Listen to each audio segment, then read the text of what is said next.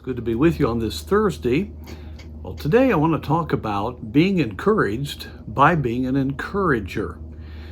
In James chapter 3, you have one of the strongest passages on the danger of the tongue and how that we need to have that tongue under the Spirit of God's control, or else it's like a fire. It's destructive, and how often an uncontrolled tongue has been used to discourage and divide and to hurt people. It's just what is part of the human experience, unfortunately. But godly Christians know the fruit of the Spirit. And the fruit of the Spirit is love, and it's long-suffering, it's gentleness, goodness, meekness, all of these very important qualities which have to do with how we treat one another.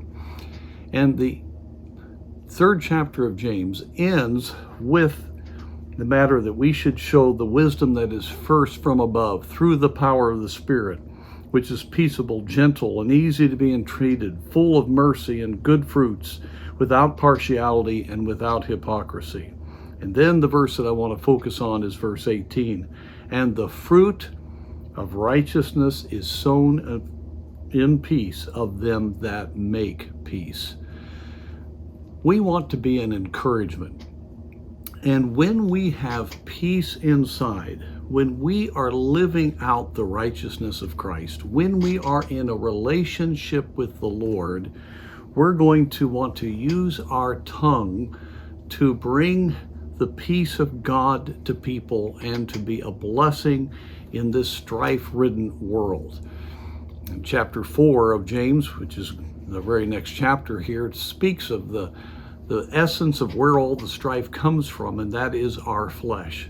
But my point is this, is that as we endeavor to encourage and lift up and bring peace to others, we get out of ourselves. We're not worried about what people think about us. We're not worried about proving something, and we're not letting fleshly attitudes grip us. Instead, we're allowing the Spirit of God to use us to touch others and to have a selfless spirit.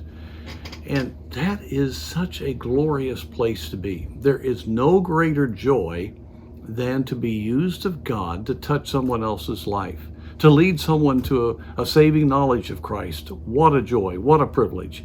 And then to bring the message of peace to a believer, to encourage, to enable them to overcome the turmoil that's in their hearts. And as you are used of God to bring biblical principles to people, God lets those principles go deep within your own heart, and you find yourself delivered from the worries and the pressures and the reactions that are common in life. I've said a number of times on this these little times that we have together, stay on mission, and no matter what's going on around you, it will get into proportion, and you will find yourself viewing even the emergency of the moment as an opportunity.